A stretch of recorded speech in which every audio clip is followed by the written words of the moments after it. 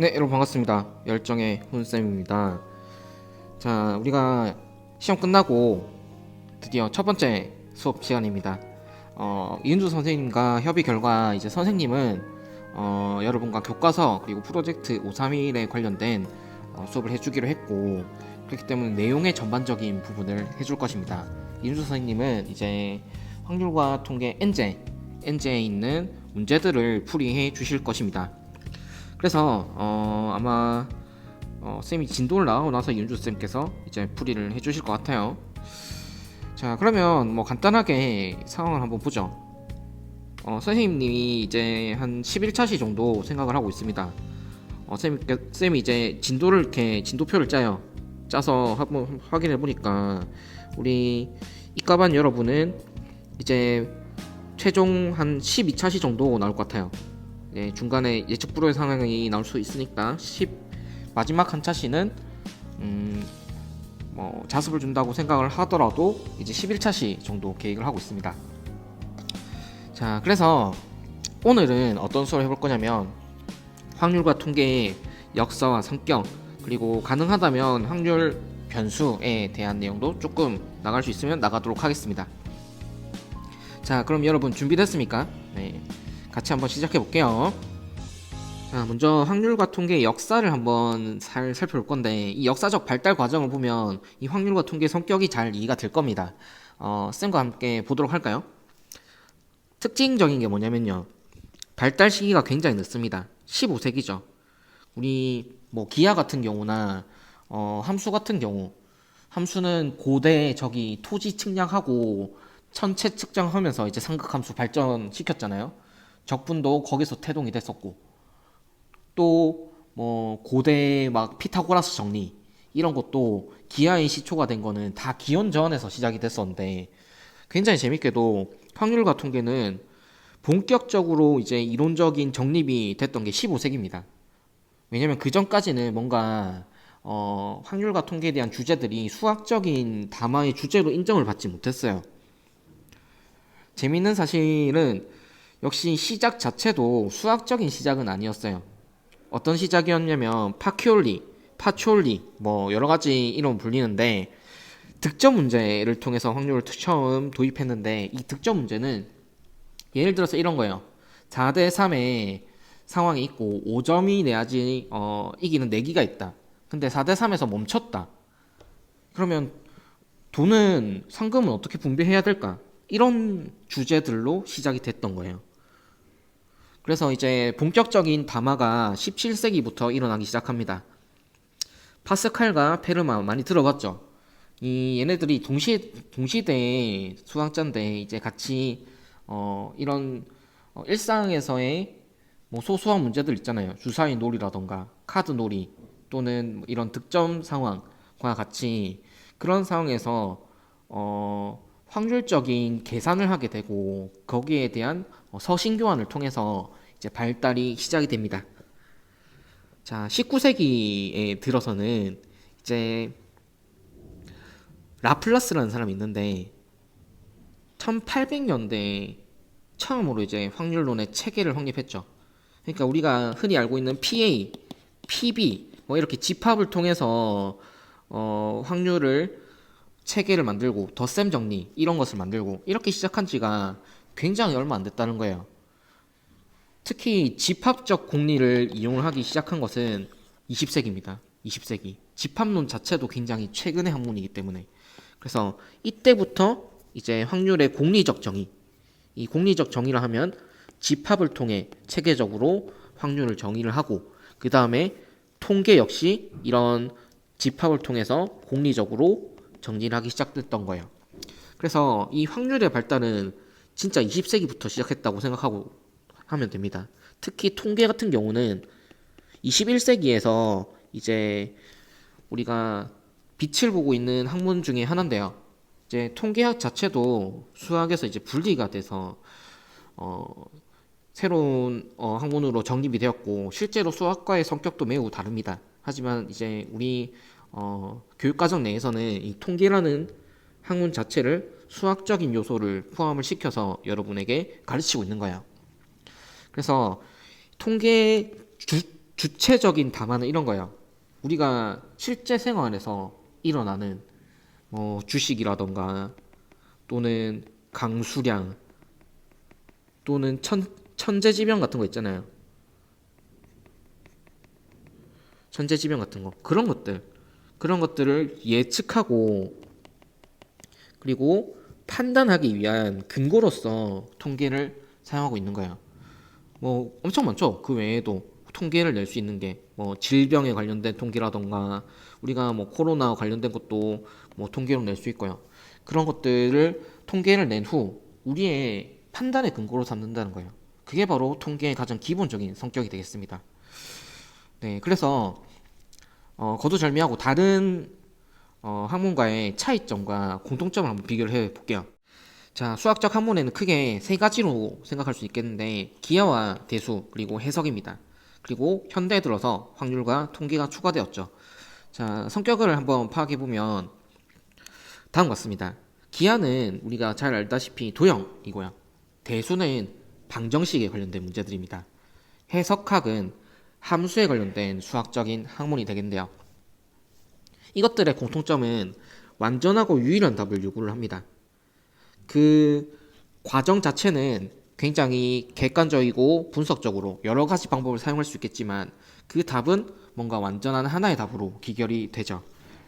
그렇기 때문에 고대의 사람들은 이것을 이런 절대적인 결과, 절대적인 학문 이렇게 생각했습니다. 그래서 그런 것을 신의 결과물이라고 생각을 했어요. 특히 뭐 아리스토텔레스나 피타고라스와 같은 사람들은 철학자로서 이제 신의 세계에 도달하기 위한 고찰을 했는데 그 고찰의 도구로서 지적 성장의 도구로서 수학을 사용했고요. 유클리드 같은 사람들은 이제 영국의 고대에서 중세로 넘어가는 시절이죠. 이제 중세에 이제 지적 성장의 도구로서 이 기하에 관련된 여러 가지 공리적인 그런 학문을 만들고 그 귀족들을 이제 교육하기 위한 선생님이었어요. 유클리드는 그 시절에 이제 일타 강사였죠. 예, 그래서 유클리드한테 이제 한 배워보려고 많은 귀족들이 이제 가서 특히 왕족들이 유클리드에게 배웠고 이렇게 해서 이제 이 기하를 배워서 뭐 하겠어요? 지적 성장의 도구로서 삼았고 그것을 이제 하층민 계급과 이제 차이를 두기 위한 방법으로 사용한 거죠.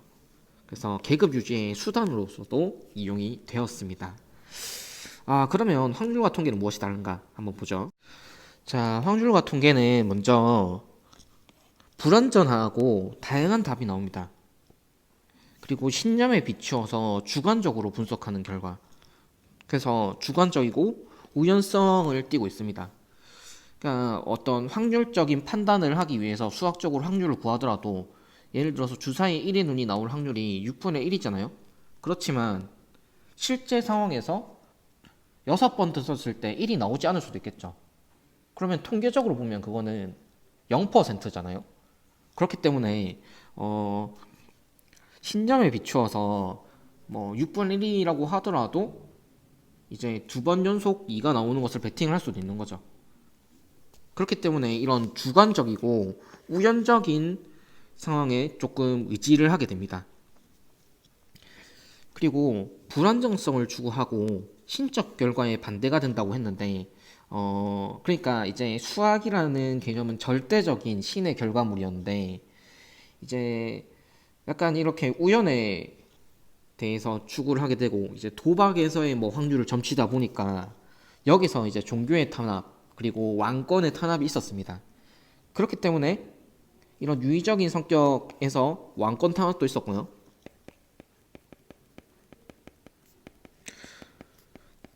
이런 결과로 인해 발달이 늦춰졌겠죠. 네, 발달이 저하됩니다. 그래서 현대에 발달하게 된 특징이 있죠. 그래서 현대에 들어서는 결국 통계 영역의 발달도 어디서 시작이 됐겠어요? 우리가 흔히 알고 있는 주변의 상황을 분석하고 신념에 근거해서 판단하기 위해 발전이 되었는데 특히 뭐 자연 현상을 추측한다던가 뭐 통계를 바탕으로 뭐 주식 또는 뭐 여러 가지 상황이 있죠. 질병 등등등 기타 등등등 여러 가지 상황을 추측하고 판단하기 위해 발달이 되었습니다. 역시 여기서도 이제 주관적인 특성이 드러나는 상황이 되겠죠. 그래서 이제 우리가 직접 통계를 배우더라도 확률과 통계, 특히 통계에서는 이제 절대적으로 막 수학적인 그런 개연성을 추구하진 않습니다. 그러니까 약간 좋은 게 좋은 거다.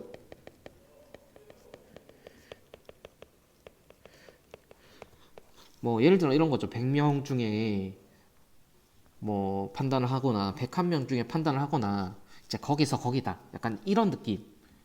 우리가 물론 1000명 있으면 1000명을 다 조사하는 것도 좋겠지만 비용이 많이 들고 힘드니까 100명씩 조사를 하자.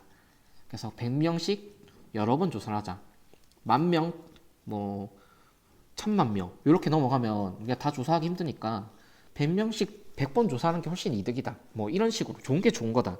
좀 더 실용적인 방법을 추구를 하게 됩니다. 실용적이고 그리고 약간 이제 비용, 뭐 시간 이런 것들을 고려하게 되는 거죠.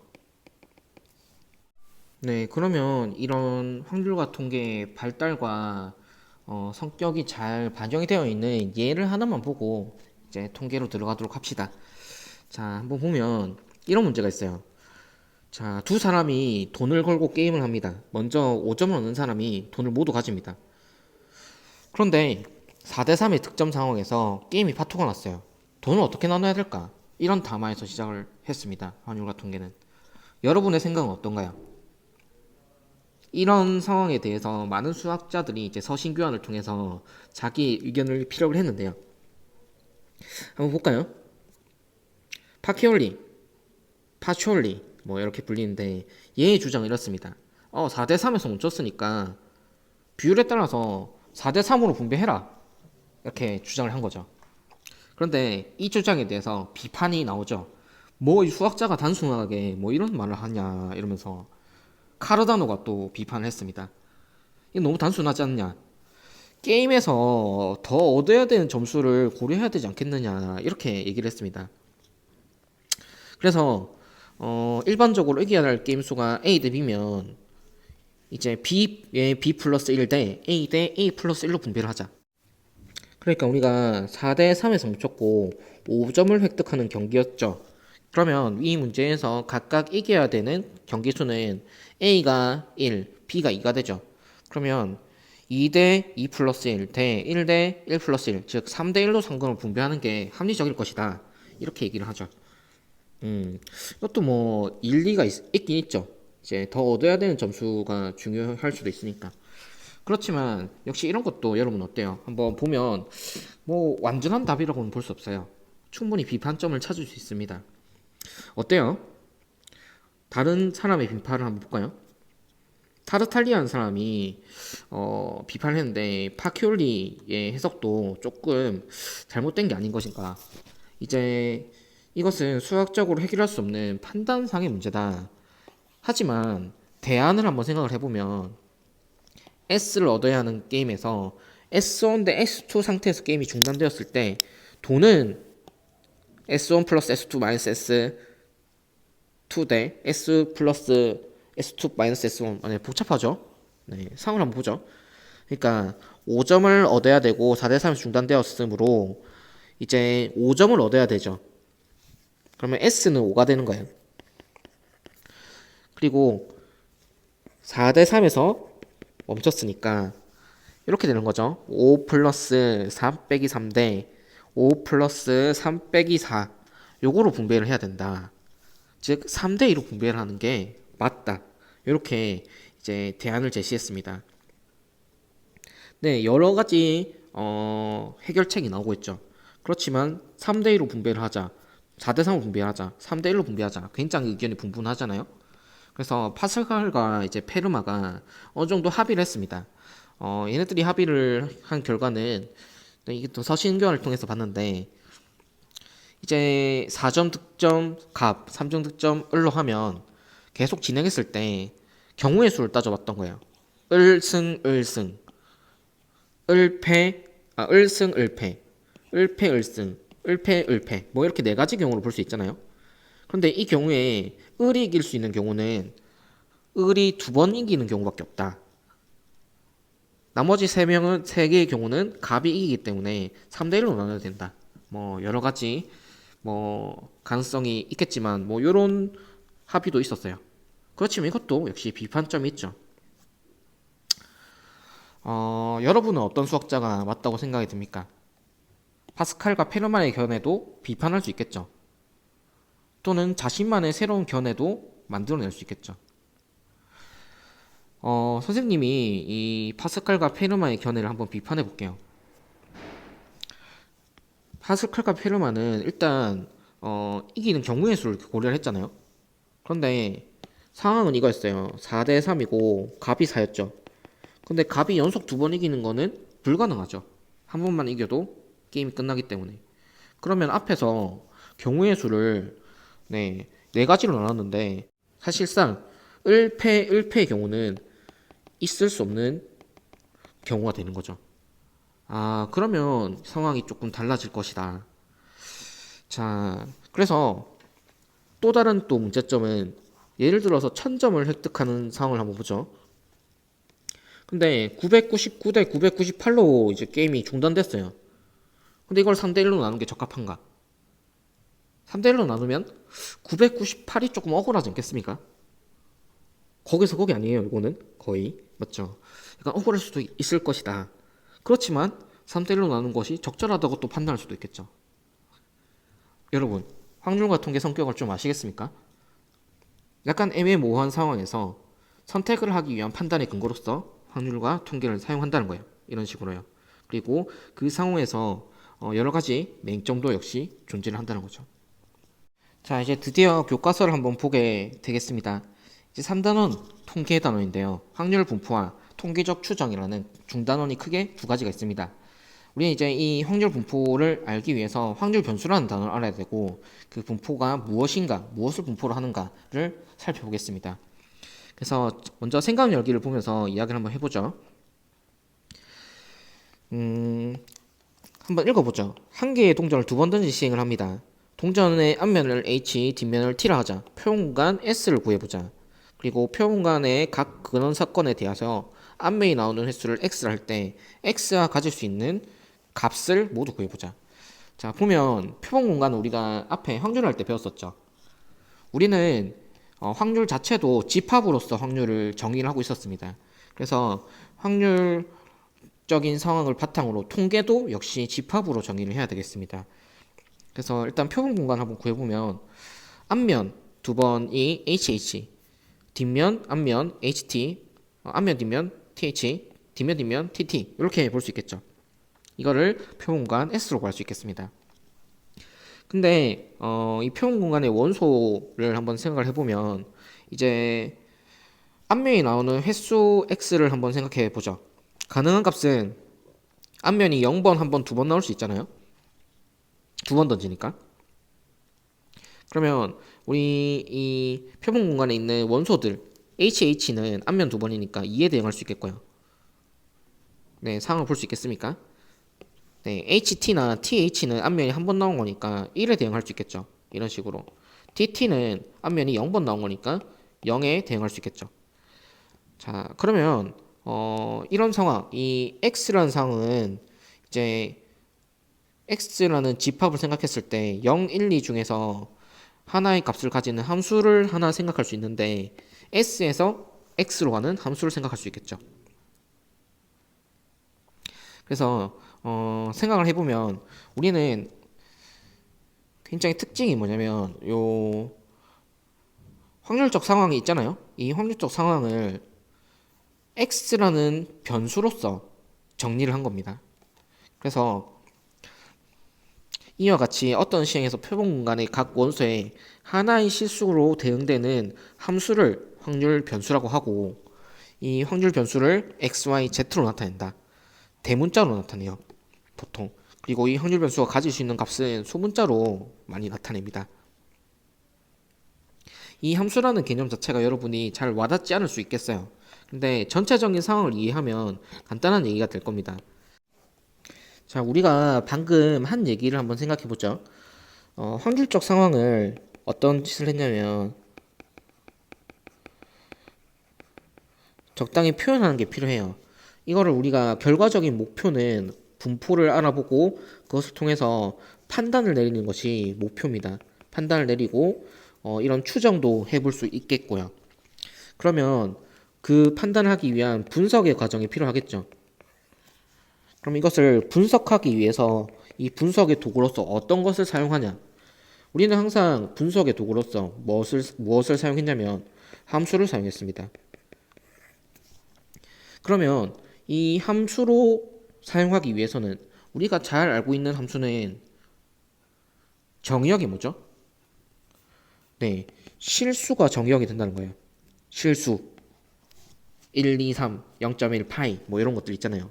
현식을 세계에 나타낼 수 있는 값들, 그런 것들, 그리고 그런 것들로 나타내야지만 좌표 평면에 그래프로서 나타낼 수 있는 거죠.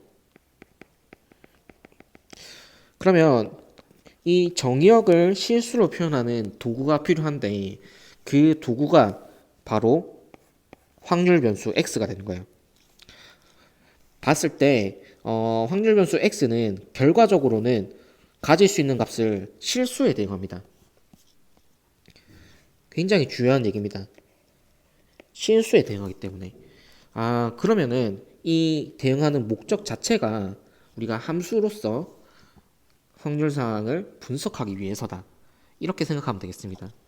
그래서 이 상황은 제 앞면이 나오는 횟수로서 이제 확률 변수를 정해주는 것이죠. 왜 이런 과정을 거치는지 알겠어요? 자, 좋습니다. 그러면 문제 1번을 한번 보죠. 한번 풀어보세요. 파란 공 4개와 빨간 공 5개가 들어있는 주머니에서 4개의 공을 임의로 꺼냅니다. 꺼낸 빨간 공의 개수를 확률 변수 x를 했을 때 x가 가질 수 있는 값을 구하시오. 간단하죠? x가 가질 수 있는 값 뭐겠어요? 빨간 공의 개수잖아요. 빨간 공 몇 개 있어요? 5개 있죠. 그러면 0, 1, 2, 3, 4, 5까지가 나온 거죠. 너무 쉽죠? 넘어갈게요. 자, 80쪽 볼게요. 그래서 이제 우리가 아까 얘기를 했었죠. 확률 변수를 정했는데 이 확률 변수에도 종류가 2가지가 있습니다. 결국 실수에 대응이 되더라도 이제 그 가질 수 있는 값이 유한계거나 많더라도 무수히 많더라도 자연수 정도에 대응될 수 있는 게 있어요. 그런 것들을 이제 이산 확률 변수라고 하고 어떤 범위 안에 속하는 그런 모든 실수의 값을 대상으로 해야 될 때는 연속 확률 변수로 잡습니다. 자, 이산적인 특징이 무엇이냐면 낱낱이 떨어져 있는 특성이 될 거예요. 그러니까 예를 들어서 자연수에 대응될 수 있다는 건데 그러면 유한한 것도 괜찮겠어요. 주사위 눈의 수라든가 또는 동전을 여러 번 던지는데 그런데 앞면이 3번 나올 때까지 던진다고 합시다.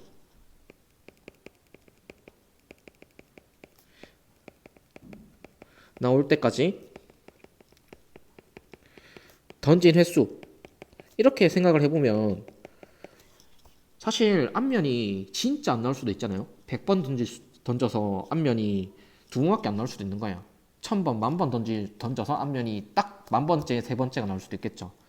그러면 이론적으로 그렇게 굉장히 희박하겠지만 사실 무한히 던져서 수도 없이 던져서 앞면이 계속 3번이 안 나올 수도 있어요. 그러니까 확률적, 수학적으로 생각하려면은 무한히 던지는 상황을 생각해야 되는 거죠. 그러면은 이런 경우는 동전을 던지더라도 이 앞면이 3번이 나올 때까지 나온 횟수는 자연수의 대응은 일단 되겠죠. 횟수니까 하나씩 2개씩 떨어져 있으니까. 그렇지만 무한한 그런 경우를 가질 수 있겠죠. 끝없는 경우. 주사위 눈의 수 같은 경우는 예를 들어서 1에서 6까지 가질 수 있는 거예요. 어떤 느낌인지 알겠어요? 그런데 연속 확률 변수 같은 경우는 어떤 느낌이냐면 범위 안에 있는 모든 값을 고려를 해야 됩니다. 예를 들어서 키를 한번 생각을 해보죠. 키는 170부터 이제 180까지 이제 키를 측정을 하고 싶고 이 키를 센치를 빼고 확률 변수로 채택하고 싶다. 그러면 이 x가 가질 수 있는 거는 170 사이에 그리고 180과 170 사이에 있는 모든 실수값이 되는 거예요. 그러니까 예를 들어서 171.1인 애도 있을 거고 171.2 뭐 이런 애도 있을 거고 좀 굉장히 정밀히 측정한다면 1.1, 뭐 2.1 둘째까지 가고 이제 측정이 가능하겠죠. 그러니까 이런 하나하나씩 떨어져 있는 게 아니라는 거예요. 171.12 뭐 이런 것도 얘네 두 개는 서로 다른 값이니까 사실 얼마든지 여러 가지 값을 만들어낼 수 있는 거예요. 그래서 키나 몸무게 같은 것들은 이제 연속적인 변수로서 생각을 하면 되겠습니다. 그리고 시간 같은 것도 마찬가지인데요. 예를 들어서 예제 1번에 나와 있는 상황을 한번 보면 이제 7분 간격으로 도착하는 어느 버스가 기다리는 시간을 특정한다고 생각해 보죠. 근데 기다리는 시간을 생각해 보면 그게 딱딱 떨어져 있는 값이 아니죠. 1분 기다릴 수도 있고 1분 1초 기다릴 수도 있고 1분 1초 사이에 1분 1초 뭐 이거 뭐라 해야 되노 1.01초 뭐 이렇게 생각할 수도 있는 거잖아요. 1.11초 이런 것도 있을 수 있고 이렇게 따지면은 굉장히 많은 값들이 대상이 되는 거예요. 그러면 이런 것들은 연속적으로 범위에 따라서 지정을 할 수 있는 거죠. 그래서 2번 같은 경우는 확률 변수 x를 기다리는 시간이라고 한다면 표본 공간 s는 0에서 7까지 모든 실수가 되는 겁니다. 그래서 이 x가 될 수 있는 모든 값들은 0 이상 7 이하의 모든 실수가 되는 거죠. 이런 경우는 연속 확률 변수가 되는 겁니다. 위에 있는 예시도 한번 볼까요? 볼링 공을 계속 굴리는 시행에서 스트라이크를 성공할 때까지 공을 굴린 횟수를 생각하면 이제 이런 거 성공할 때까지 굴리니까 성공을 못할 수도 있잖아요. 그러면 x는 1, 2, 3, 4, 5, 6, 7, 8, 9, 10 성공 못할 때까지 못하니까 그러니까 할 수 있을 때까지 하면은 이제 1000번 만번도 가능할 수도 있겠죠. 그러니까 이런 경우는 무한한 값이고 그렇지만 x가 가질 수 있는 값은 자연수에 대응되기 때문에 이산 확률 변수라고 할 수 있는 겁니다. 어떤 느낌인지 알겠습니까? 좋습니다. 문제 2번을 한번 판단해 보죠. 여러분이 바로 아마 0.1초 만에 바로 보자마자 판단이 됩니다. 살펴보면 다음 확률 변수가 이산 확률 변수인지 연속 확률 변수인지 판단을 하라. 일단 확률 변수가 됐다는 것은 실수에 대응된다는 거예요. 그럼 어느 지역에 1년 동안 내리는 강수량 같은 경우는 강수량 그 자체 171mm면 171로 대응이 되는 거죠. 그런데 이런 강수량 같은 경우는 어때요? 굉장히 연속적인 값입니다. 하나하나 딱딱 떨어뜨려 놓을 수 없어요. 171.5mm가 올 수도 있는 거고, 맞죠? 그렇기 때문에 이런 경우는 연속이라고 할 수 있겠습니다. 어느 날 동물원에서의 입장객 수는 1, 2, 3, 4, 5, 6, 7, 8 자연수에 대응될 수 있죠. 이런 경우는 이산 확률 변수가 될 수 있겠습니다. 자, 4번 같은 경우를 보면 10개의 동전을 던질 때 앞면이 나오는 동전의 개수. 이거는 앞면이 나온 동전의 개수가 x라고 하면 x는 0, 1, 2, 10까지 가능한 거죠. 자연수에 딱 대응이 되기 때문에 이산 확률 변수라고 할 수 있겠습니다. 그런데 또 4번 같은 경우를 보면 어느 공장에서 생산된 전구의 수명인데 전구의 수명은 역시 시간에 관련된 거고 그런 거는 연속적인 형태가 되겠죠. 그래서 이런 경우는 연속 확률 변수가 되겠습니다. 여기서 주목해 볼 사실은 이 2번 같은 경우인데요. 이 2번 같은 경우는 어느 날 동물원의 입장객 수를 우리가 확률 변수로 나타내는 건데 이것을 사실 한 1억 명 들어오는 엄청나게 거대한 동물원이라고 한번 생각해 보죠. 그런 경우에는 1억까지 세는 게 좀 비효율적일 수가 있어요. 그래서 x를 뭐 10에서 뭐 100 단위로 끊을 수도 있고 만 단위로 끊을 수 있겠는데 뭐 이렇게 생각해 보죠. 0에서 x가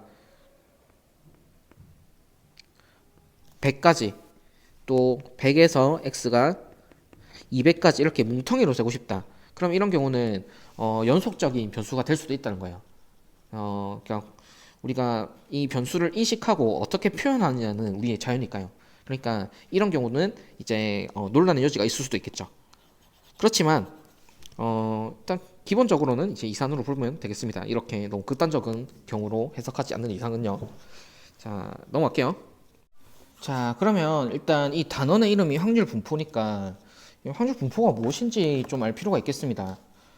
그래서 우리가 앞에 확률 변수를 배웠잖아요. 그래서 두 가지 확률 변수를 배웠죠. 이산 확률 변수와 그리고 연속 확률 변수.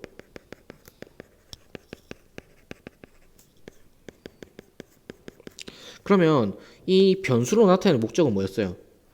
얘네들을 함수로 나타내고 그 함수로 나타낸 것을 통해서 확률적 상황을 분석하기 위해서다. 그리고 분석을 통해서 판단을 내리기 위해서다. 이것이 우리의 일련의 과정일 겁니다. 그러면 그러기 위해서 이런 변수를 설정한 것이고요. 자, 그러면 그런 분석의 도구로서 함수를 사용하고 그 분석돼서 확률적 상황을 분포를 생각해 볼 수 있잖아요. 그것을 이제 확률 분포라고 하는 거예요. 그래서 조금 더 고급스러운 말로는 이제 확률 분포라고 할 수 있겠습니다. 그래서 여러분이 이건 이제 용어를 정의를 한 거니까 여러분이 뭐 당연히 외워 주셔야 되는 부분입니다. 이산 확률 변수 같은 경우는 이제 그렇게 나타내는 함수를 무엇이라고 하냐면 네, 조금 어려요. 확률, 질량 함수라고 합니다. 그리고 이 확률 질량 함수로서 나타내지는 대응관계가 있을 거죠. 분포. 그 분포를 x의 확률 분포라고 할 수 있겠습니다.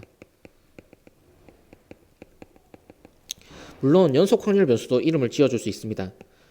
연속 확률 변수 같은 경우는 이제 확률 밀도 함수라고 얘기를 해줘요. 밀도 함수로서 이제 정의를 해주고 이것을 통해서도 역시 그 분포를 나타낼 수 있겠습니다.